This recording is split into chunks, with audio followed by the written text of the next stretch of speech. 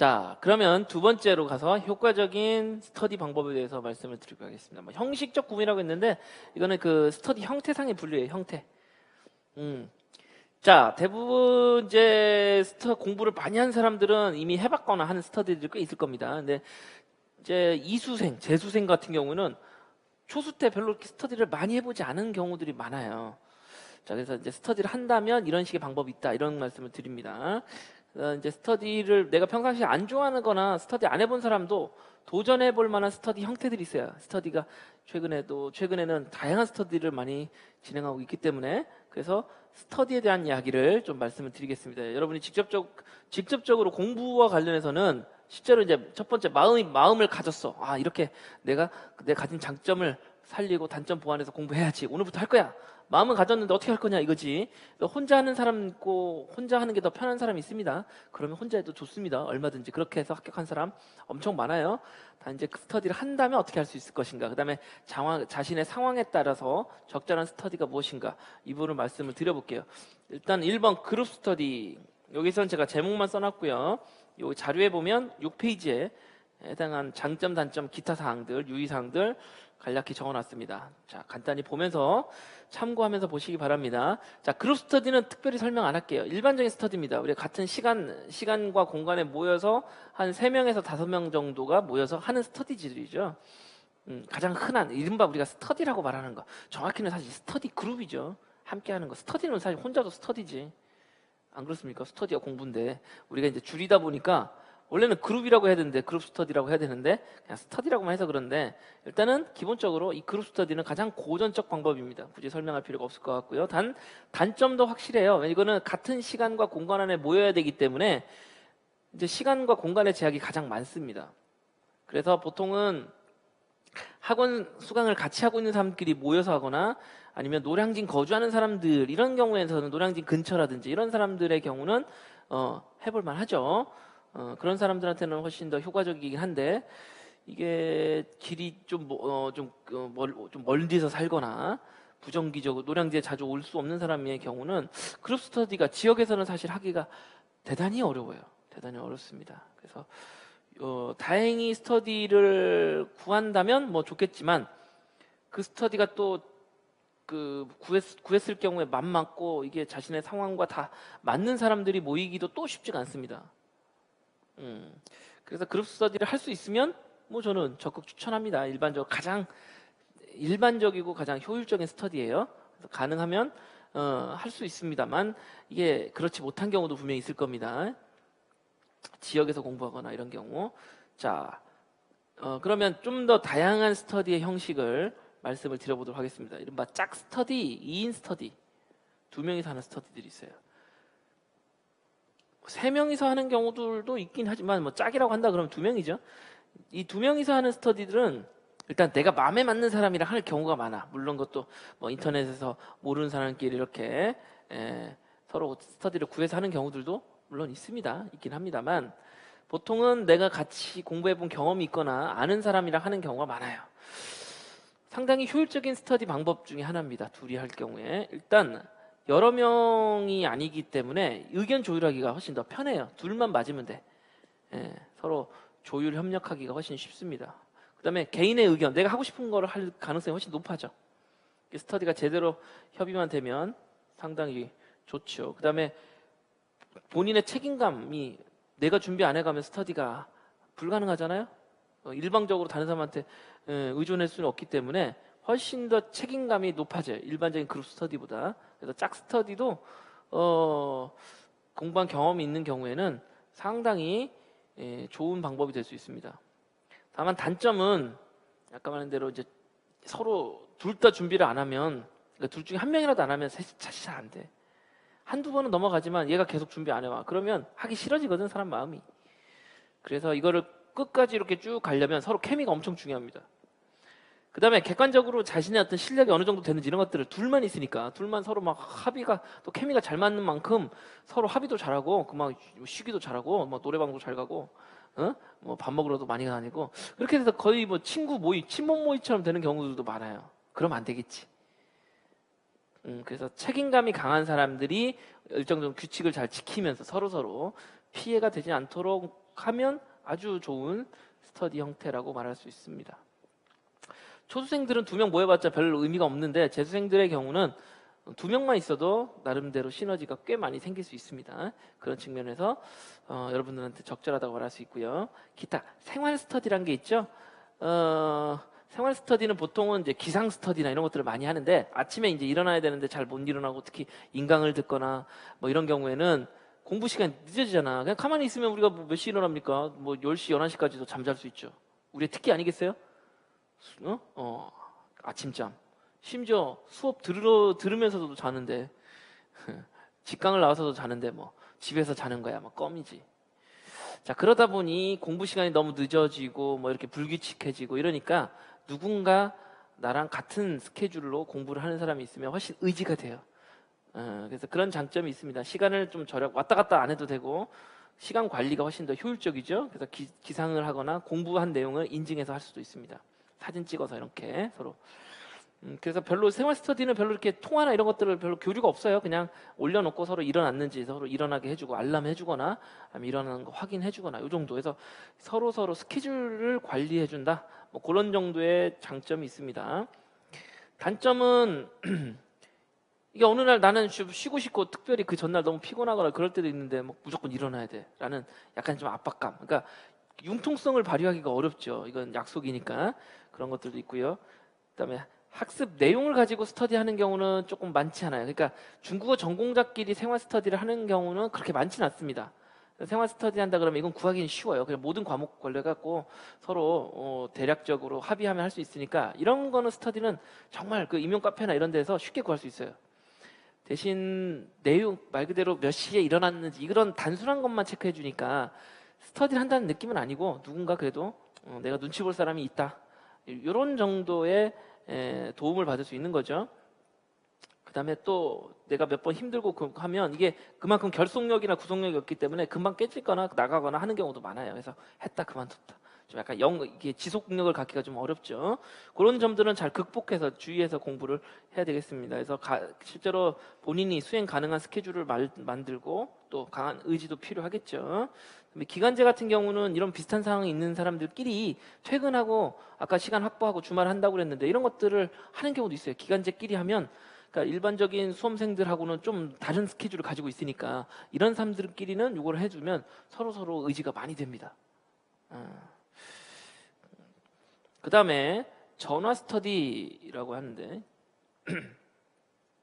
전화 스터디는 이제 공간적 제약이 없죠. 시간적인 제약은 조금 있습니다만 공간적 제약이 없고요. 그 다음에 같은 전공자들끼리 하는 경우가 대부분이에요. 그럴 수밖에 없습니다. 물론 교육학의 경우는 뭐 섞일 수 있겠으나 이렇게 해서 내가 오늘 공부한 내용을 가지고 시간을 정해놓고 그것을 서로 얘기해 보는 거예요. 그래서 진도를 어느 정도 서로 공유한 다음에 자기가 공부한 내용을 전화로 이야기하는 거예요. 결국 일종의 수다 떠는 거예요. 이전에는 친구들이랑 대학교 동창, 중학교 동창이들이랑 수다를 떨던 걸 같이 공부하는 사람이랑 일종의 공부 수다를 떤다 이렇게 생각하시면 되겠고요. 아침에 시간으로 하면 이거는 기상 스터디를 겸할 수 있는 거고 저녁으로 하면 오늘 하루 종일 공부한 내용을 같이 점검할 수 있죠. 그래서 생활 스터디랑 병행해서 하는 경우도 같은 전공인 경우에는 많이 있습니다. 다만 통화 시간이나 이런 것들을 서로 지켜야 되고 이렇기 때문에 한 명이 통화 안 되고 그러면 이것도 한 사람이 피해를 보거나 이런 경우들이 있어요. 그래서 서로 이제 또 하다가 그만두고 그럴 가능성이 있으니까 이것도 정해진 스케줄을 잘 지켜야 된다는 점 이런 것들이 있고요. 진도나 범위 설정이 조금 어려울 수도 있습니다. 이건 뭐 어느 정도 협의하느냐에 따라서 달라질 수 있고요. 이건 역시도 인강생이라든지 그러니까 이거는 인강생들끼리도 얼마든지 할 수 있어요. 인강생들끼리 또 같은 내용을 한 직강생들이 모여서 같이 스터디하고 수업 후에 할 수 있는데 인강생들은 그렇지 못하니까 자기가 강의 스케줄을 같이 서로 비슷하게 맞추고 나는 토요일날 수업 듣고 그러면 수요일날 오후에 몇 시에 얘기해보자 이런 식으로 해서 서로 얘기를 주고받고 설명도 하고 이렇게 하는 과정에서 자기 실력을 확인도 하고 향상시킬 수 있겠죠. 실제로 실현 가능한 스터디고요. 최근 들어서는 이런 영상 스터디, 캠 스터디 이런 것들도 꽤 하는 편입니다. 이거는 뭐 전공하고 상관없이 그냥 생활 스터디의 업그레이드 버전이라고 볼 수 있는데 실시간으로 공부 상황을 체크하는 거야. 그러니까 생활 스터디는 뭐 기상했는지 안 했는지 뭐 이 정도를 체크하는 거라면, 이거는 내가 공부하고 있는 모습을 서로 영상으로 화상전화 이런 걸 통해서 서로 공유하는 겁니다. 그래서 서로 화상캠으로 연결된 상태에서 공부하는 모습을 보여주는 거죠. 이렇게 공부하는 모습을 보여주는 거예요. 이런 것들을 좀 꽤 합니다. 그러면 아무래도 내가 공부를 하지 않을 수 없죠. 다른 사람들도 옆에서 하니까 의지도 생기고, 아, 저 사람은 나보다 더 공부를 많이 했어. 항상 난 저 사람보다 공부 시간이 짧네. 오늘은 내가 저 사람보다 더 해보리라. 이런 뭐 오기도 생길 수 있고요. 그래서 엉덩이를 이렇게 붙이고 의자에 붙이고 앉아 있는 시간 확보하기 위해서는 사실 가장 좋은 스터디 방법 중에 하나예요. 그 다음에 운영하는 방식이 조금씩 다 바뀌고 서로 조금 다르긴 한데, 일정 정도 할당 시간이 있어요. 일주일의 시간이 내가 뭐 스터디마다 30시간, 60시간 이런 식으로 할당을 해놓기 때문에 그 시간을 꼭 채워야 되기 때문에, 예, 또 그런 것에 대한 결속력이라든지 이런 것들이 좀 생기기도 하고요. 기타 뭐 제일 오래 한 사람한테 우리가 기프트콘을 뭐 주기도 하고 뭐 벌칙을 받기도 하고, 그래서 나름 저는 일반적인 생활 스터디 정보다는 훨씬 결속력이 좀 강한 편이긴 해요. 오기도 좀 있고 훨씬 영향을 더 좀 많이 받는, 예? 경쟁심도 더 많이 생기고 하는 스터디 방법입니다. 다만 단점도 있어요. 우리는 이제 휴대폰으로 성어도 찾고 사전도 찾고 해야 되는데, 그걸 하려면 이게 이제 영상이 꺼지니까 왔다리 갔다리 해야 되고, 그렇다고 핸드폰을 두 대 놓고 할 수도 없고, 이제 그런 정도의 이제 문제점은 조금 불편한 점도 있고요. 배터리가 빨리 소모되는 단점도 있고, 뭐 그거야 큰 문제는 아니겠죠. 그 다음에 고정적으로 공부 시간이 확보가 돼야 돼요. 그러니까 최소 할당량이 있기 때문에 이 시간을 채우기 위해서는 내가 그 공부 시간이 충분히 독서실이든 고시원이든 아니면 내 집이든 어디든 공부 시간을 이렇게 확보를 해야 되는데, 그게 생각보다 쉽지가 않아요. 스터디 가서 그걸 켜놓고 하기는 좀 뭐 그렇게 할 수도 있습니다. 할 수도 있긴 하지만 다른 사람 뭐 이게 이제 보통 얼굴 안 나오게 공부하는 모습만 보이게 하는 건데, 스터디하는 모습하고 그냥 일반적으로 공부하는 모습하고는 좀 또 다르거든. 뭐 그런 면도 있고요. 그래서 내가 공부 시간을 충분히 확보를 못한 상태에서 이걸 하게 되면 되게 스트레스만 받고 힘들어지게 될 수도 있어요. 그래서 이거는 어느 정도 공부 시간 확보가 가능할 때 그 시간을 그 시간만큼은 내가 엉덩이를 붙이고 앉아 있겠다. 이제 그런 생각을 가지고 있는 사람한테 훨씬 적절할 수 있습니다. 이것도 전공과 크게 상관없을 수 있고요. 그 다음에 각 그 스터디마다 상세 규칙들이 조금씩 달라요.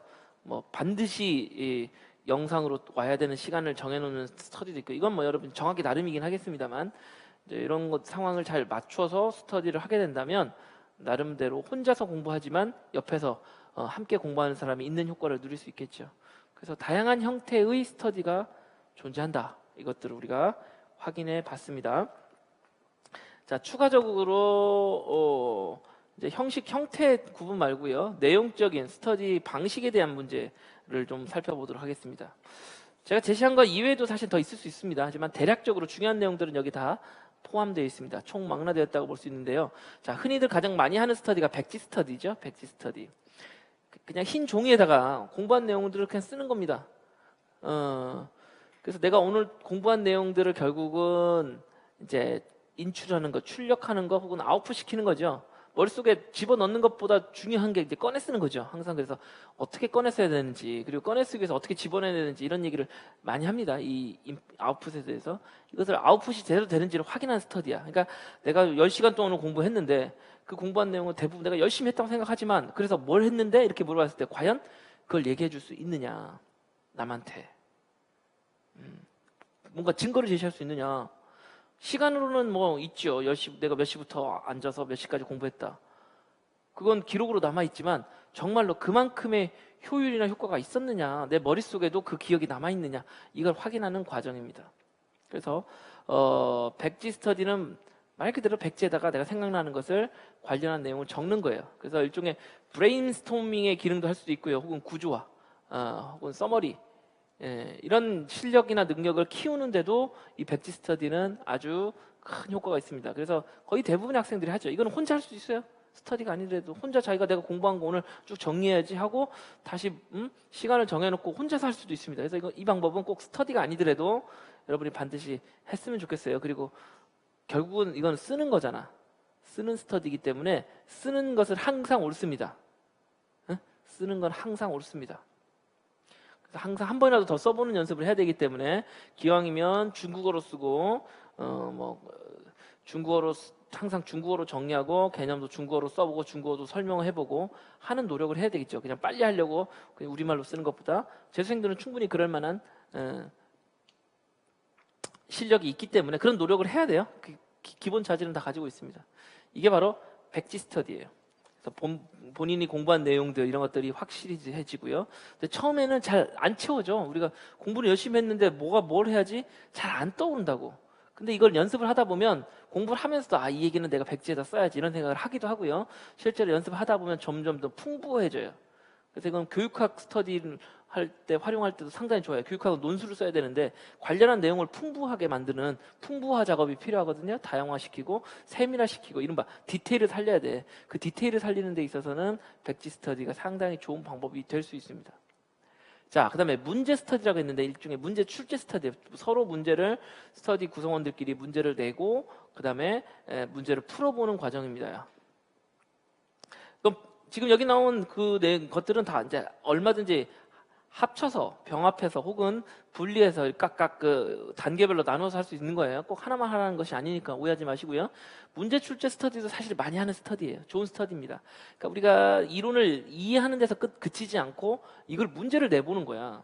여기서 가장 큰 장점은 문제를 내는 사람의 마음이나 입장을 조금 이해하게 돼요. 왜 요리를 한번 해봐야 엄마가 얼마나 그동안 힘들었는지 알게 되는 거야. 그냥 엄마는 요리하는데 힘들어. 이게 느껴집니까? 여러분이 잡채를 한번 만들어 보세요. 그 안 만들려면은 레시피를 보고 또 보고 해서 3시간 해도 안 만들어져. 심지어 3시간 했는데 맛도 없어. 그러다 보면 우리 엄마가 얼마나 고생하는지 안다. 이런 것처럼 우리가 문제를 내봄으로써 출제자들이 어느 부분에서 어떤 문제를 내는지에 대한 감을 잡게 돼요. 그래서 문제를 자꾸 하다 보면 문제에 대한 감이 생기고 출제에 대한 어느 부분에서 출제가 더 잘 될 수 있는지 이런 부분들이 자연스럽게 생각이 되고요. 또 이런 것들이 이제 기출문제와 관련한 스터디랑 병행이 되면 훨씬 더 실제로 그런 해당하는 부분에서 문제가 어떻게 나왔는지를 확인할 수 있기 때문에 아주 좋은 스터디가 될 수 있습니다. 여기서도 단점은 있어요. 문제의 수준이 매우 낮거나 혹은 문제 안에 오류가 있는 경우들이 참 많아요. 내가 아직 부족하기 때문에. 그래서 출제할 때 이게 은근히 그리고 시간이 많이 걸려. 그러니까 그런 것들을 극복하기 위해서는 내가 이렇게도 보고 저렇게도 봐야 되는데 한두 번 문제를 그러니까 잘못 내보면 엉터리 문제를 내보면 정말 창피하거든요. 부끄럽고 막 죽겠어. 다른 사람한테 미안하기도 하고.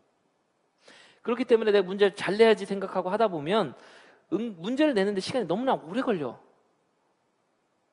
이런 식의 문제에 오류가 없더라도 이거를 규모 있게 쓰는 데 있어서 방해가 될 수 있어요. 문제의 또 수가 또 많이 늘어나면 더더욱 또 힘들어질 수 있습니다.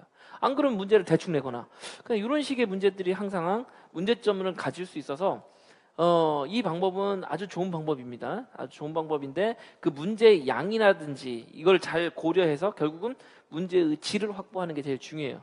그다음에 한 가지 더 기본적인 자세로는 문제를 출제한 사람이 그 문제에 대한 완벽한 이해를 해야 돼. 자기가 모르는 걸 그냥 문제를 내고 다른 사람은 어떻게 하나 보자 이렇게 되면 좋은 문제가 아닌 경우가 되게 많아요. 그래서 내가 이 부분만큼은 다른 사람들한테 충분히 설명할 수 있다라는 것을 완벽하게 마무리하고 그 상태에서 해야 돼요. 그렇게 하고 가도 다른 사람이 질문했을 때 내가 빈 구멍들이 생깁니다. 그런 것들은 아주 고마운 질문들이에요. 내가 이걸 대비를 못했네? 이 부분을 내가 미처 고려를 못했네? 그런 부분들이 나의 부족한 부분을 발견할 수 있는 또 좋은 방법이기도 합니다. 그래서 문제 출제 스터디 이런 것들은 적절한 양을 가지고 공부를 하게 되면 아주 좋은 공부 스터디가 될 수 있습니다. 이거는 혼자 하기는 어렵죠. 왜냐면 혼자 문제 출제하고 혼자 대답하고 이건 어렵잖아. 그러니까 백지는 혼자 할 수 있지만 이거는 반드시 다른 사람들이 있어야 돼요. 다른 사람이 있어야 되고 짝 이상의 2명 이상의 스터디가 해야 됩니다. 자, 그다음에 기출문제 스터디. 기출문제 스터디는 강조하지 않아도 사실 거의 모든 사람들이 하는 스터디입니다.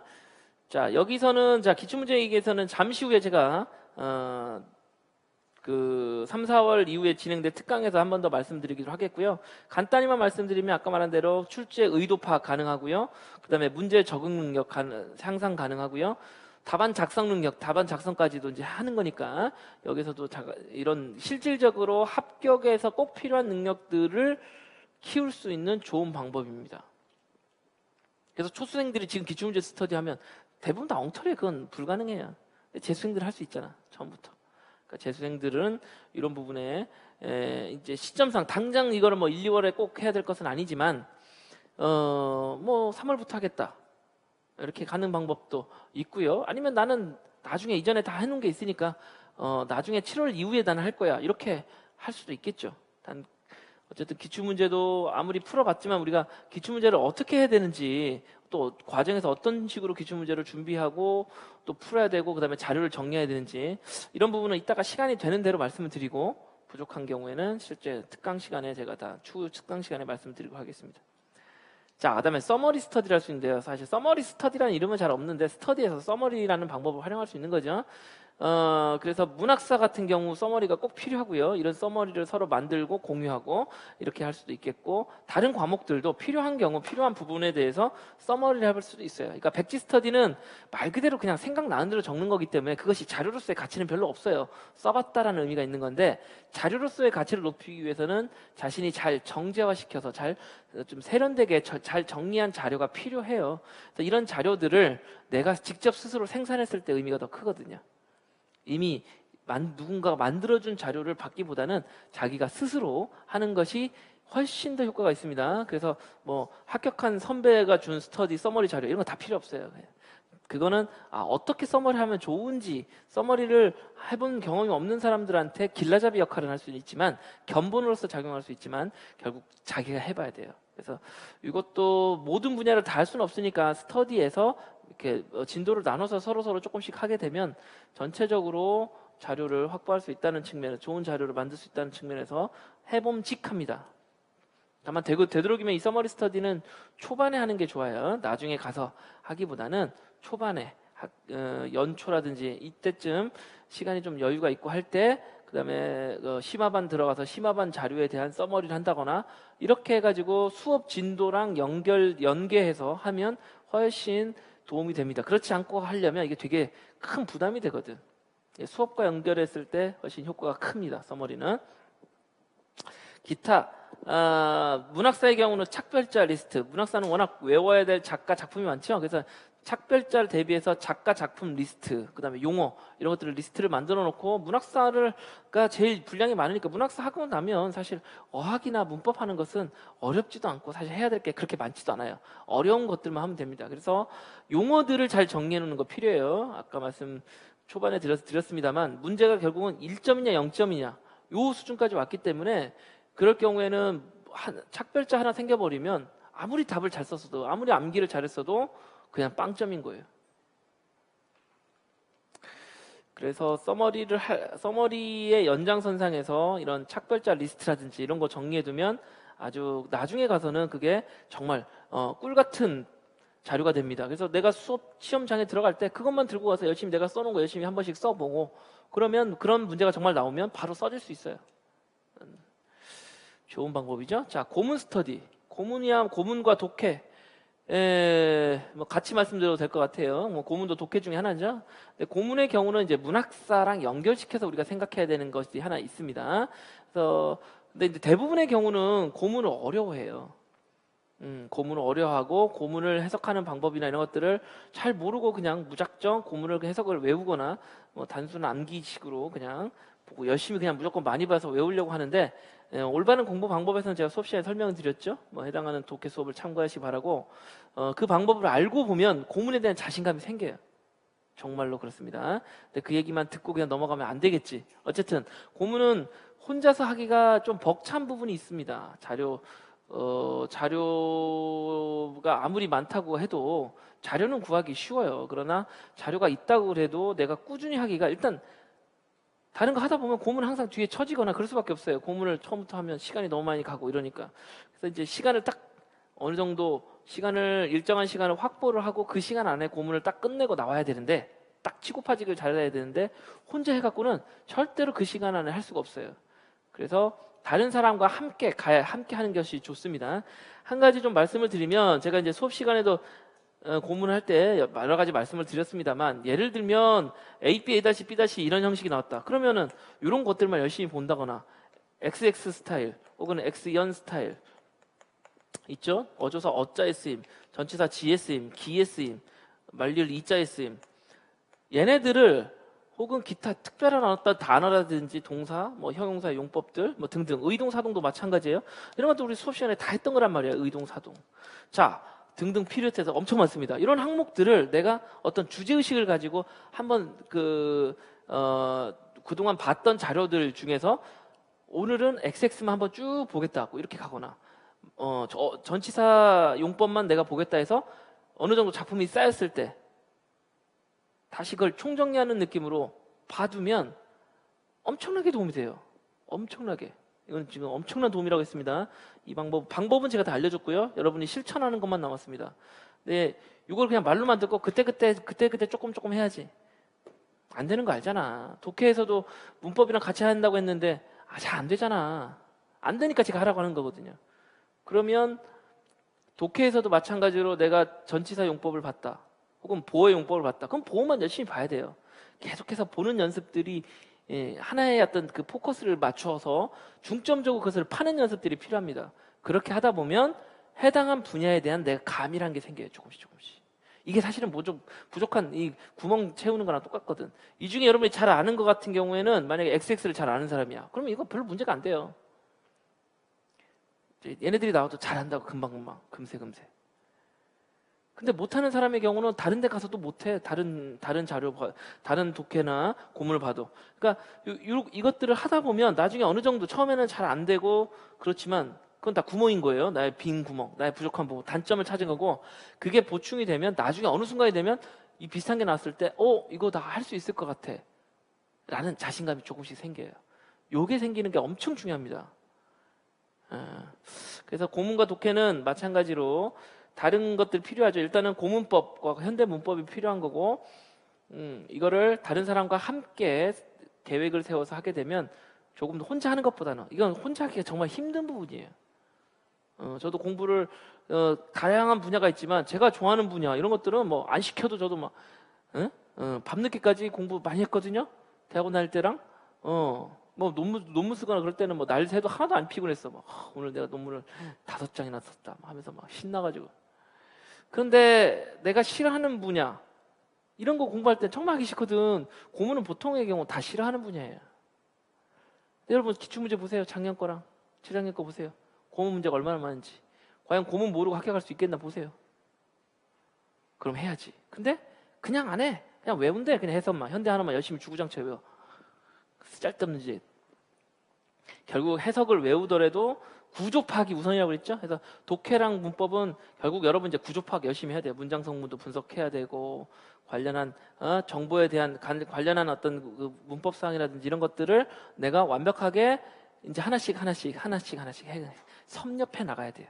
지금 당장 바로는 안 되겠지만 하나씩만 하라고. 재수생들은 훨씬 더 쉽다니까. 초수생들은 훨씬 더 어렵고요.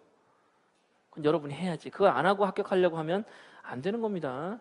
자, 이 정도 말씀드리고 나머지 내용들은 여러분 그 자료를 보고 참고하시고 실제로 여러분이 스터디든 혼자 공부할 때든 활용을 잘 하시면 큰 도움이 될 거라고 믿습니다. 자, 기출문제를 활용한 공부법이라고 했는데 기출문제는 제가 3, 4월 기출문제 특강 얘기를 할 거예요. 이 얘기를 간단하게 설명을 드릴 텐데 그때 사실은 더 자세하게 얘기할 겁니다. 이른바 문제 파악 연습 제가 할 거예요. 스텝 1, 스텝 2 할 거고, 출제자는 이 문제를 왜 냈으며 이 문제가 갖는 의미는 뭐고, 같은 분야에서 연도가 달라짐에 따라서 문제가 서로 다른 문제가 나오는데 혹은 반복된 문제가 나오는데 그것은 어떤 의미를 갖는지, 이런 것들은 제가 스터디가 아니라 이거 특강 할 때 3, 4월부터 하게 되니까 3, 4월 매주 토요일 날 하게 됩니다. 매주 토요일 오후 시간부터 시간을 3시간에서 4시간 정도 하게 될 거예요. 매주 정해진 진도를 같이 저랑 문제를 풀게 될 텐데, 그러면서 그때 더 자세히 말씀을 드리겠습니다. 그래서 이 시간에는 지금 벌써 쉬지 않고 1시간 반 이상 달려왔는데 이제 마무리를 해야 되는 상황이라서 최대한 역시 간결하게 말씀을 드릴게요. 자, 일단 그러니까 디테일한 얘기는 나중에 특강에서 제가 열심히 해드립니다. 저는 그냥 설렁설렁 문제 안 넘어가요. 물론 문제 그러다 보면 풀 수 있는 문제의 수가 한정이 되기 때문에 여러 가지 진도 문제를 고민해야 되겠지만 저는 대충 문제 보고 대충 답 보고 그딴 식으로 저는 강의 안 합니다. 저는 그건 제 스타일이 아니에요. 제 강의를 들어보시면 알겠지만 그래서 이 출제자가 과연 어떤 마음으로 냈는지 이제 그런 출제자의 마음에 훨씬 더 가까이 갈 수 있도록 여러분을 제가 안내해 드릴 겁니다. 자, 일단 3, 4월부터 이게 3, 4월인데 3, 4월만 하는 것은 아니고 3, 4, 5, 6까지 기본적으로 이어집니다. 최소 5, 6까지 가고 경우에 따라서는 7, 8까지 갈 수도 있어요. 근데 되도록 7, 8까지는 안 가려고 합니다. 3, 4, 5, 6 동안 4개월 동안 매주 토요일 날 이어지게 되는데 매주 토요일 날 하게 됩니다. 역대 문제를 총 정리할 거예요. 97년부터 2019까지 이번 문제까지. 그러면 이게 문제가 20년도가 넘기 때문에 엄청 많습니다. 이 중에 선별적으로 보긴 하겠습니다만 거의 대부분의 문제를 볼 거예요. 그 다음에 중요한 문제는 아주 집중적으로 제가 낱낱이 그냥 해체해 줄 거예요. 해체. 예? 그 횟집의 요리사가 참치를 다 해체해가지고 부위별로 다 발라놓고 하듯이 낱낱이 해체할 거예요. 그래서 중요한 문제들의 경우는 특히 그랬을 때 여기서 출제자가 뭘 물어봤나? 그 물어본 걸 알아야 내가 대답을 할 거 아니야. 그렇죠? 도대체 뭘 물어보고 있는 것인지에 대한 정확한 이해가 필요합니다. 그 이해를 바탕으로 해서 문제를 답을 써야 되겠죠. 그래서 이 과정은 우리가 공부하는 데 있어서 아주 중요한 공부 과정이 될 거예요. 전체 문제를 다 보고 그 다음에 이거를 분야별로 볼 거예요. 분야별로 이론 분야도 다시 문법, 어학, 문학, 교과, 교육 그 다음에 현대문학 작품 독해, 고문 독해 그 다음에 기타 뭐 관영, 허루어 등등등등 뭐 이런 분야별로 나누어서 분야별로 역대 문제들의 흐름 이런 것들을 살펴볼 겁니다. 자, 그 다음에 이제 세 번째 재수생 답안 첨삭 이렇게 돼 있는데 이건 뭐 초수생들은 제가 굳이 배제할 생각은 없습니다만 대부분 이건 재수생들이 이 혜택을 누리게 될 거예요. 특강할 때 제가 미리 진도를 나눠놓고 해당하는 분야에 대해서 문제에 대한 답을 여러분들이 적어서 내면 해당하는 문제를 제가 이제 그 샘플을 뽑아가지고 모든 답안을 하기는 어려울 거고요.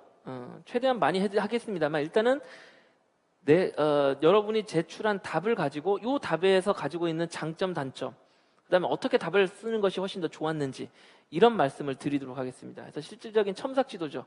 근데 이거는 3월달에 해봤자 이건 초수생들 못해요. 어차피 하라고 해봤자 단답형 가능하고 단답형은 첨삭할 일이 없겠네요. 그 다음에 뭐 사지선다, 오지선다죠. 예전에 봤던 그건 뭐 첨삭이 필요 없죠. 그런 거 말고 서술형 문제, 특히 이제 중국어로 쓰는 문제 이 문제에 대해서 어떠한 답이 가장 좋은 답인지 이런 것들을 여러분이 정해진 기일 내에 답안을 제출하면 그 답안을 바탕으로 해서 제가 첨삭을 해줄 거예요. 이건 뭐 이 혜택은 대부분 재수생이 받아갈 수밖에 없어요. 그래서 진도에 따라서 공개적으로 첨삭을 해줄 겁니다. 뭐 물론 이름은 공개 안 하고요. 누구 거라고는 얘기 안 하고 뭐 잘하면 뭐 공개할 수도 있지 뭐. 근데 뭐 안 할 거예요. 근데 이제 답안을 놓고 어떻게 썼으면 훨씬 좋았을 것인지 부족한 점은 무엇인지 어떤 거는 빼야 되는지 이런 부분들을 직접 현실적으로 첨삭받을 수 있도록 제가 매주 이거는 몇 문제를 선정을 해서 그 문제를 집중적으로 보게 될 겁니다. 이때는 여러분이 답안 뭐 참고하고 뭐 이렇게 하지 말고 본인의 생각대로 내가 파악한 그 문제의 구성 요소들을 잘 맞추어서 답안을 써내줘야 되겠습니다. 그러면 그 중에 못한 건 못한 거대로, 잘한 건 잘한 거대로 지도를 해줄 생각이에요.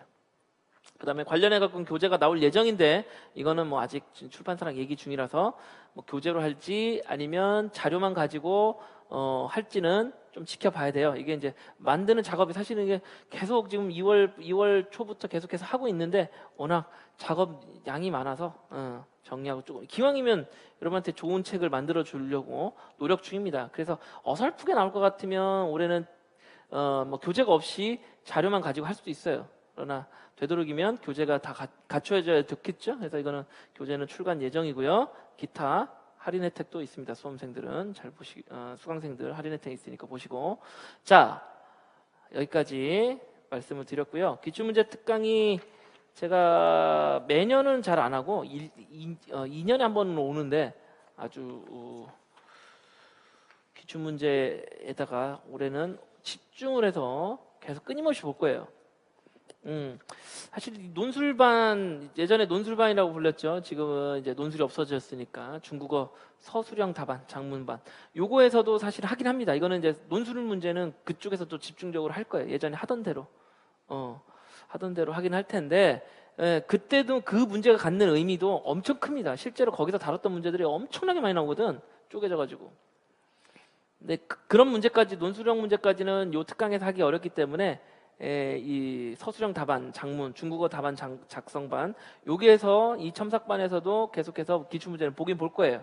다만 그거는 초수생들도 할 수 있도록 하기 위해서 제가 최대한 뒤로 미뤄서 한참 뒤에 그 과정은 들어갈 거고요. 빠르면 5월, 늦으면 7월 정도부터 진행이 될 거고, 근데 이제 3, 4월부터 하는 거는 바로 역대 기출문제를 잘 보게 되니까 기출문제를 활용하는 것이 합격에 도움이 많이 될 겁니다. 자, 그 다음에 마지막으로 참고도서를 말씀을 드려보도록 하겠습니다. 참고도서. 별도의 자료로 제가 만들어 놨죠.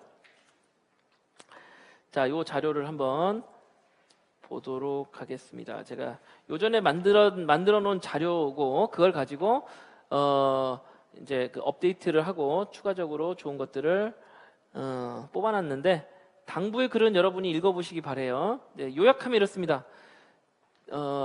장비가 좋다고 꼭 잘하느냐? 아니다 라는 얘기죠. 뭐 우리가 흔히 목수가 장비를 탓하냐 이랬는데 그렇잖아요. 조리기구 없어도 유능한 셰프는 다 만들어내요. 김병만은 정글에 가도 다 먹고 살게 하죠. 그거는 하드웨어가 중요한 게 아니라 결국 소프트웨어예요. 소프트웨어.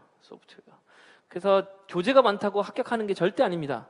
근데 이제 공부를 오래 하다 보면 자연스럽게 책은 쌓이게 돼요. 자료는 많아지게 되고. 그걸 어떻게 활용하느냐의 문제가 훨씬 더 중요합니다. 사실은. 그 얘기를 더 하고 싶긴 한데,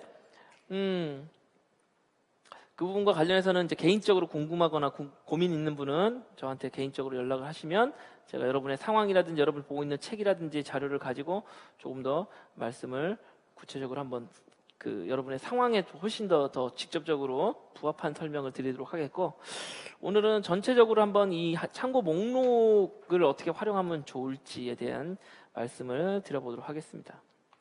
자, 제가 이제 이거를 그 목록만 제시한 게 아니라 추천 대상에 따른 세부 설명이라고 해놨는데, 즉 우리가 그 나의 공부 수준이라든지 상황에 따라서 이것을 입문, 중급, 고급 이런 식으로 구분해놨어요.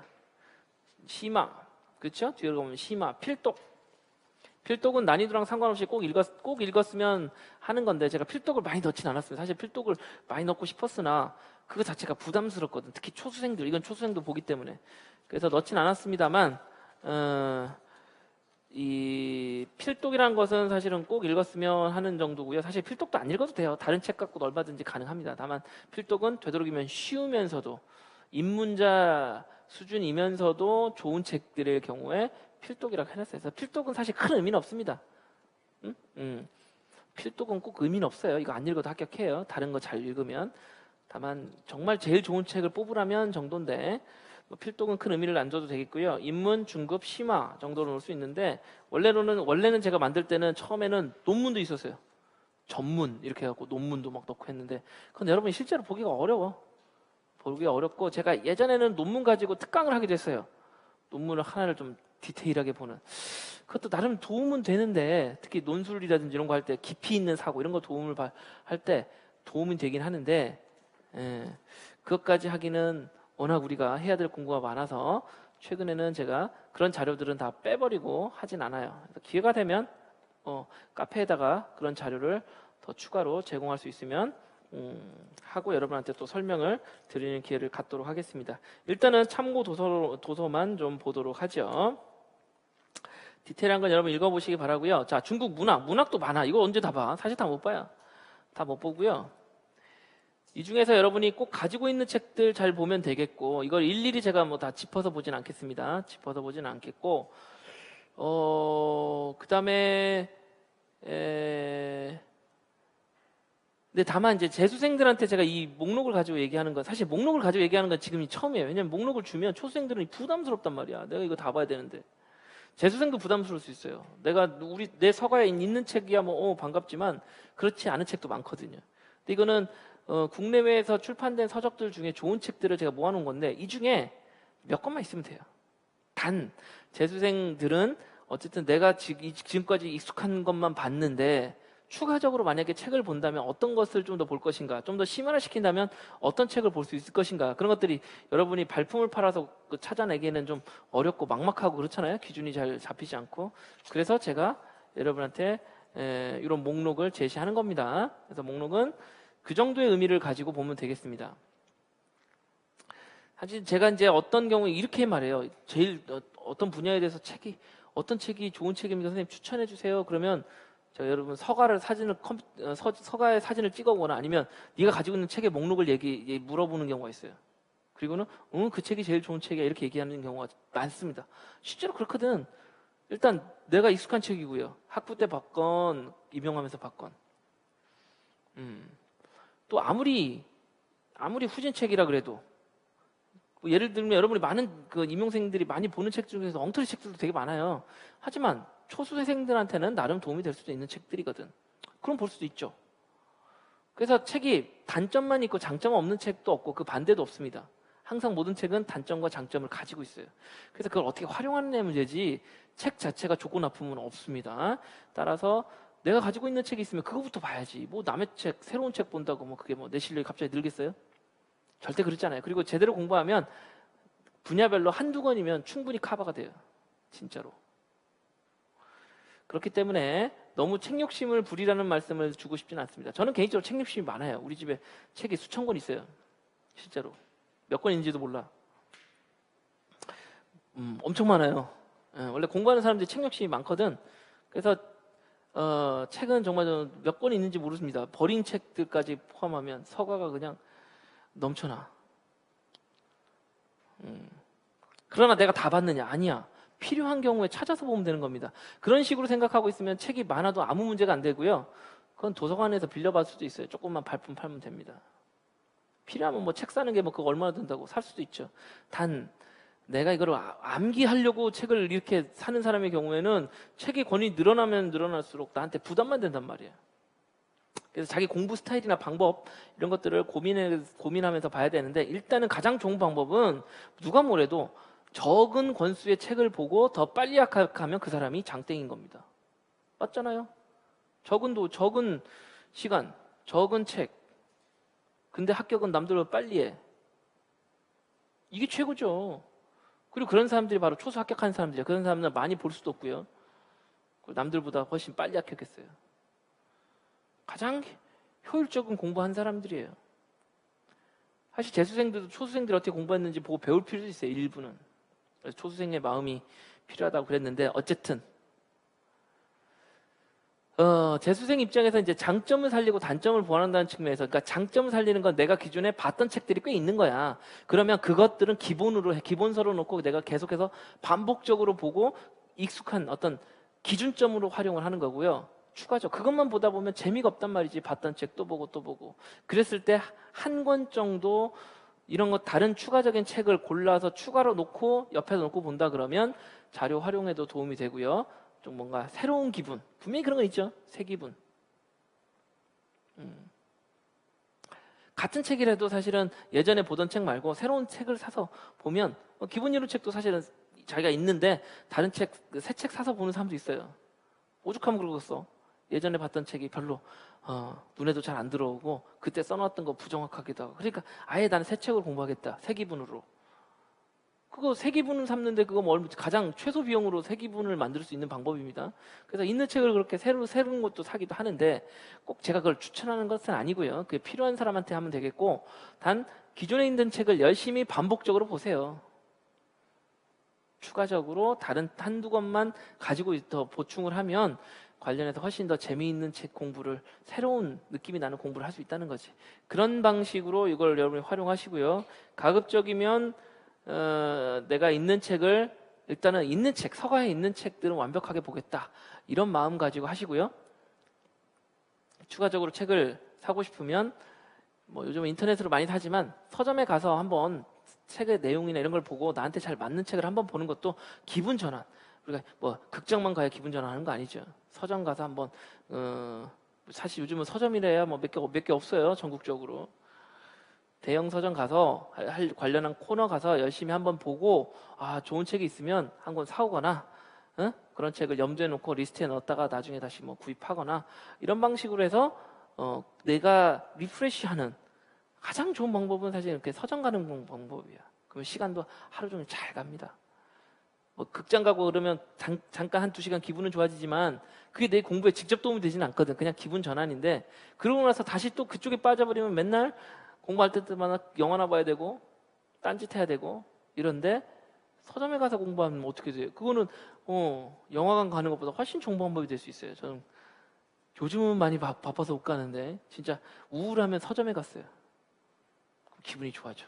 새로운 책들 보고 뭐 내가 아는 사람이 책도 나왔으면 그렇구나 보기도 하고요. 새로운 좋은 책 나오면 그런 거 사는 재미 한 권씩 딱 사오고 하면 너무 뿌듯해. 오면서 지하철에서 이미 3분의 1 읽고 올 수도 있고요.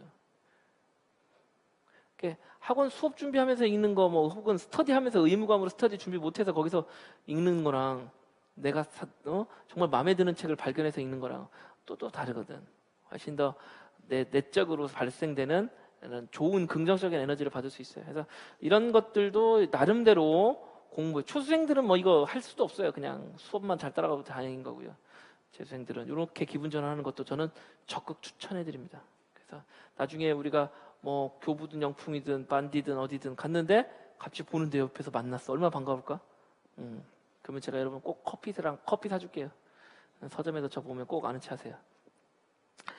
자, 이런 식으로 내가 공부하는데 추가적인 그 자료를 확보하면서도 기분 전환하는 뭐 좋은 취미를 만들어낼 수도 있습니다. 뭐 참 생각해 볼 만한 일이고요.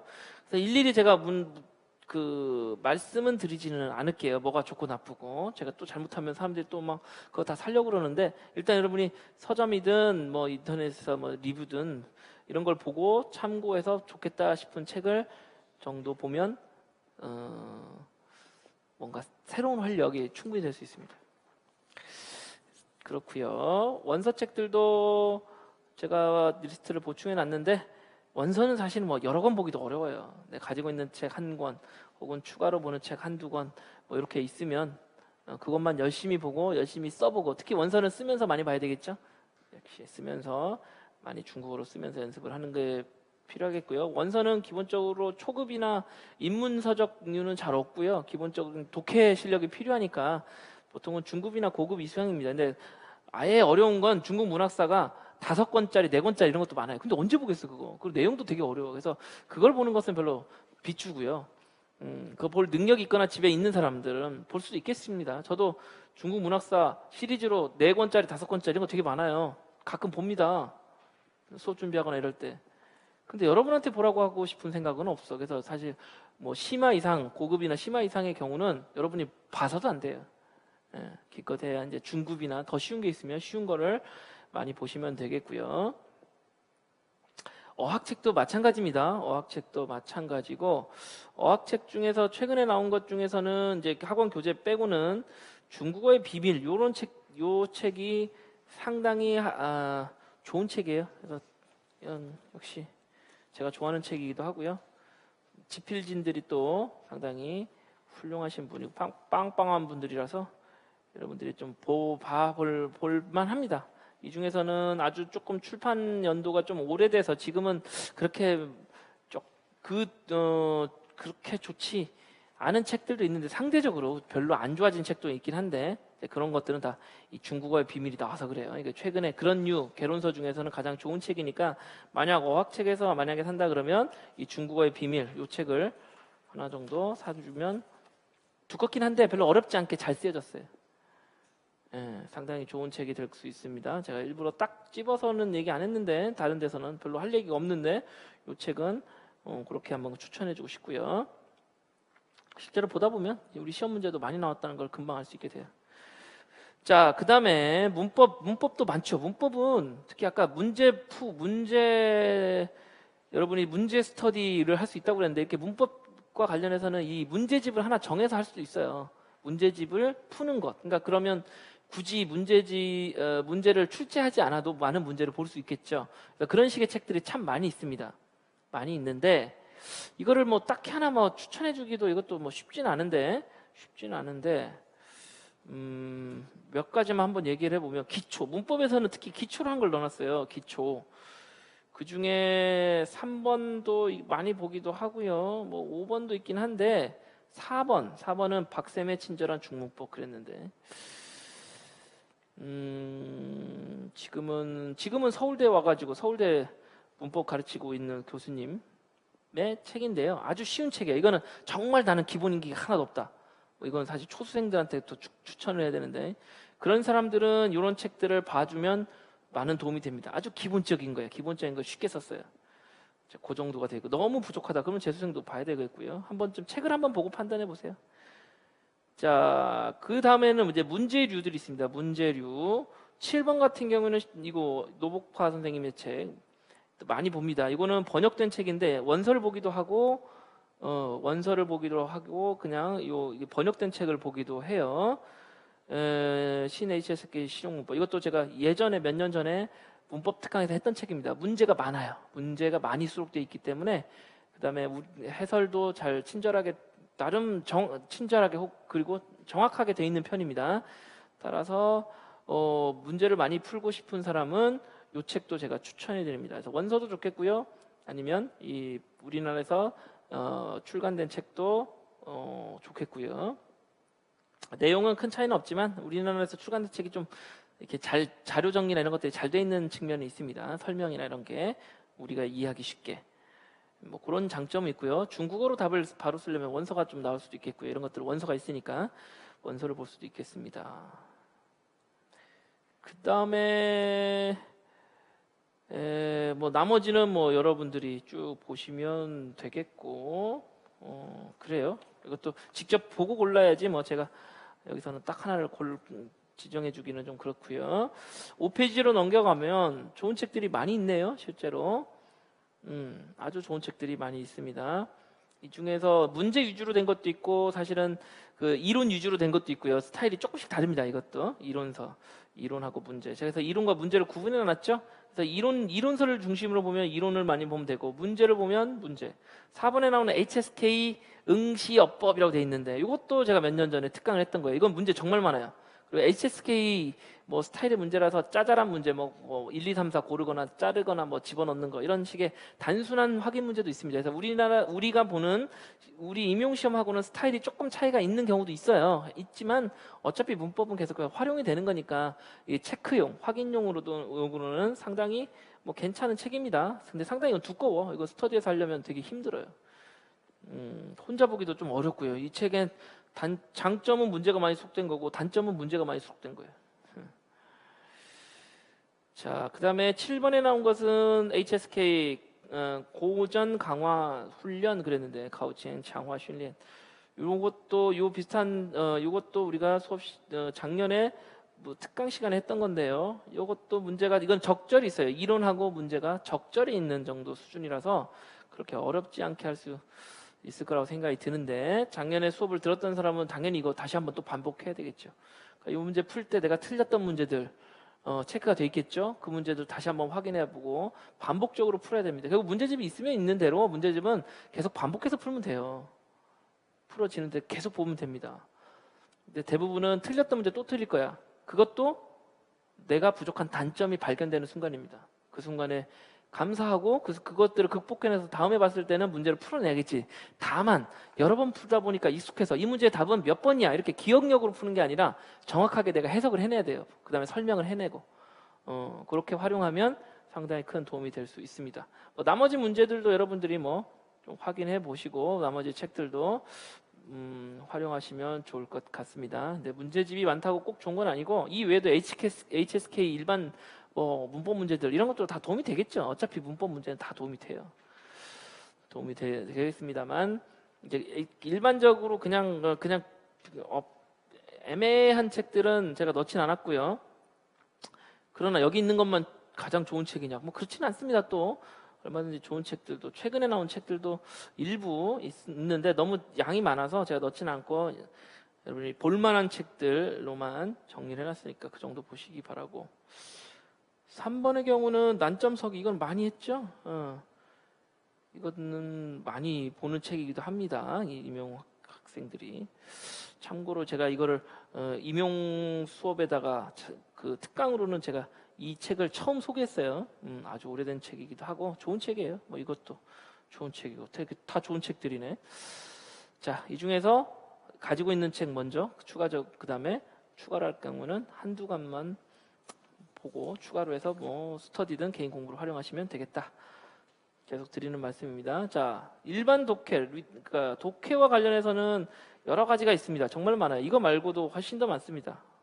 이건 뭐 워낙 좋은 책들, 좋은 것들이 많은데 대부분은 근데 이제 설명은 별로 없고 보통 그냥 지문만 있는 경우라서 혼자 공부하기가 쉽진 않아요.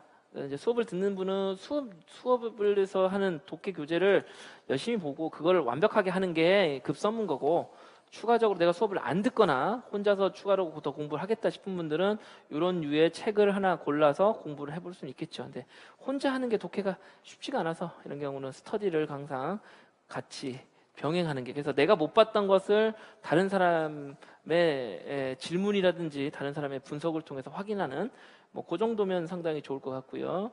기타 고전 작품 있죠? 고문 관련한 것도 제가 이제 국외 도서는 별로 많이 소개하지 않았습니다. 원서도 많아요. 엄청 많습니다. 근데 이거는 꼭 원서는 아니더라도 이건 뭐 바이두 검색을 가져서도 얼마든지 필요한 정보는 요즘은 쉽게 구하기 때문에 뭐 그렇게 굳이 뭐 책까지 안 사도 됩니다. 다만 이게 고문에 대한 그 실력이 부족한 사람은 원서를 본다고 꼭 고문 실력이 느는 게 아니에요. 절대 아닙니다. 그렇기 때문에 고문에 대한 기본 실력을 높이기 위해서 볼만한 책들을 이렇게 좀 뽑아놨어요. 그래서 이 중에서 여러분이 필요하면 이런 책들을 좀 한두 권 또 있어두면 참고서용으로 고문에 대한 그 문법적인 접근하는데 도움이 될 수 있습니다. 그래서 우리 독해책에 나와 있는 부분은 제가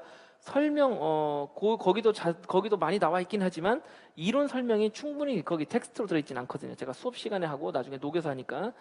그래서 이런 책들을 필요하다고 생각되는 부분들은 보충할 수 있겠고요. 기타 어휘 및 수거 등등 이런 것들이 있죠. 뭐 성어, 백인이, 뭐 유의어, 뭐 이런 사전류 공부서들도 어느 정도 여러분이 가지고 있으면 도움이 되는데 일단 이건 구하기가 좀 쉽지 않고 또 비싸요. 그런 단점은 있습니다. 기타 뭐 100 시리즈라든지 이런 것들도 있고요. 습관 영어 교재 이건 작년에도 특강 때 했었죠. 아주 좋은 책입니다.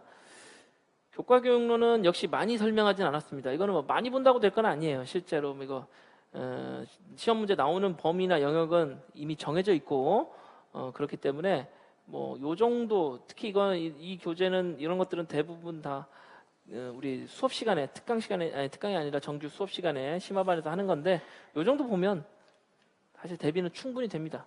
따라서 지금 더 자료를 여기서는 더 제가 많이 넣고 싶지 않아요. 진짜 자료가 워낙 초창기이기 때문에 책마다 내용도 많이 다르고 그렇습니다. 근데 우리 시험에서 나오는 것들은 바로 이런 책들을 기반으로 하기 때문에 이 부분은 너무 리스트를 많이 주는 것도 오히려 여러분한테 독이 될 수 있습니다. 여기서는 그냥 있는 책 보는 걸로 그렇게 하면 충분히 교재에 대해서는 여러분이 교재가 부족하거나 자료가 부족하다는 얘기는 안 나올 거예요. 추가적으로 부족한 게 뭐가 있는지 어떤 게 좋을지 선별해서 추가를 해 놓으신다 그러면 조금 더 새로우면서도 활력 있는 그런 공부가 되지 않을까 이런 생각을 해봅니다. 자, 지상 우리가 쭉 오늘 준비한 내용들을 살펴봤어요. 오늘 쉬는 시간 없이 2시간요 쭉 왔는데 하고 싶은 말, 제가 하고 싶은 말들은 중요한 얘기는 다 했습니다. 네, 다시 한번 리마인드 하자면 결국 자신의 입장은 다르지만 마음가짐이 제일 중요하다는 거예요. 어떤 마음가짐을 하느냐. 근데 오늘 드디어 바닥을 치고 이제부터는 내가 정말 수험생 모드, 내가 작년을 돌이켜봤을 때 가장 열심히 공부했던 그 집중력을 회복하는 게 중요한 겁니다. 그렇게 했을 때 이 재수생이 가지고 있는 메리트가 여전히 유지가 되는 거지, 그렇지 않으면 금방 따라잡혀요. 금방 따라잡혀요. 작년 재수생은 다 초수생들을 따돌렸나요? 아니에요. 잡혔어요. 지금 여기 있는 사람도 사실은 잡힌 거예요. 초수생 합격생이 있으니까. 아픈 얘기지만 사실이에요. 그럼 어떻게 해야 돼? 올해는 내가 잡히면 안 돼. 선두로 지금 출발했기 때문에 이 선두의 그 선두가 가지고 있는 내가 가지고 있는 이 장점, 어드밴티지를 계속 유지를 해야 돼요. 더 나아가 격차를 벌리면 다행인 거고 걸려야 되고요. 그러나 격차를 유지만 하는 것도 대단히 어려워요. 그 격차를 계속해서 유지를 하고 조금 더 격차가 줄어들더라도 여전히 유지하고 있다? 그럼 합격인 거죠. 그렇지 못하면 열심히 물불 안 가리고 그냥 하라는 대로 열심히 하는 초수생한테 잡힙니다. 그러면 안 되겠지. 근데 그거는 초수생의 잘못도 아니고 다른 사람의 잘못도 아니에요. 내 잘못인 거지. 그래서 지금 오늘부터 여러분들은 이게 이제 밑바닥인 거고 다른 말로는 공부 시작인 겁니다. 이제 9개월밖에 안 남았어요. 자신이 가지고 있는 장점을 극대화시키는 것은 지금 당장 공부를 작년 제일 공부를 잘했던 순간의 모드로 전환시키는 겁니다. 그러면 올해 공부는 성공적인 공부가 되는 거예요. 그걸 만들어내야 돼. 오늘 그 계기가 되길 바라고요. 기타 스터디라든지 기출문제를 활용해서 그 다음에 참고도서 제가 드린 이런 것들을 잘 활용하게 된다면 훨씬 더 흔들리지 않고 안정적인 상태에서 1년 공부를 해나가지 않을까. 그렇게 된다 그러면 여러분이 이맘때쯤 이제 내년 이맘때쯤이요. 연수 준비를 하면서 그런 모습을 본다면 저는 얼마나 보람되겠습니까? 자, 그런 보람을 여러분들이 내년에 저한테 주실 거라고 믿고 좀 다소 아파요. 재수 막 꺼내는 거 별로 N수 마음 아파. 하지만 그 현실인 걸 어떻게 해? 그렇죠? 그건 그거대로 받아들이고 우리가 힘차게 1년 동안 공부해서 이제는 내년에는 재수생이 아닌 합격생으로 만나기를 간절히 바랍니다. 긴 시간 동안 경청해 주셔서 감사합니다. 고맙습니다. 끝. 자, 수고했고요. 질문 받을 시간은 없어서 따로 받진 않았는데 이전에 이제 별도로 질문하신 분은 제가 그거는 요청한 부분들은 녹여서 낸 게 있었고 혹시 질문할 거 있으면 해보세요. 질문 지금 하고 싶다. 궁금하다. 없어? 있는 사람은 나중에 하시고요. 오늘은 늦었어요. 7시까지. 고생하셨고요. 궁금한 사항은 아무튼 다음에라도 뭐 전화든 방문이든 뭐든 좋아. 이메일이든 뭐든. 여러분들 그 힘든 사정을 알아주는 사람 뭐 얼마나 있겠어. 별로 없어. 같이 스터디하는 사람도 그렇지만 그런 사람도 기본적으로 어쨌든 자기도 힘들어. 힘든 사람한테 힘든다고 하는데 뭐 얼마나 되겠어. 임용 공부 안 하는 친구들한테 나 힘들어 하는 것도 한두 번이지. 그래서 여러분이 공부하는 데 있어서 뭔가 힘들고 부족한 힘든 일 있을 때 가장 잘 이해해 줄 수 있는 사람이 접니다. 그러니까 하여튼 힘든 일 있을 때는 찾아오세요. 도움 요청하시고 제가 도와줘야지 제가 뭐 하겠습니까? 그래서 제가 이제 다만 여러분이 할 거는 합격으로 보답하는 거야. 합격으로 보답. 그래서 제가 했던 노력과 수고가 뭔가 결실로 맺어서 그럴 수 있도록 여러분과 제가 잘 힘을 합쳐서 1년간 잘했으면 좋겠네요. 자, 이제 다 끝났습니다. 이제 질문도 딱히 없으니까 이걸로 마치기로 하겠고요. 부디 건승하기를 바랍니다. 합격합시다. 아시겠죠? 자, 수고하셨습니다.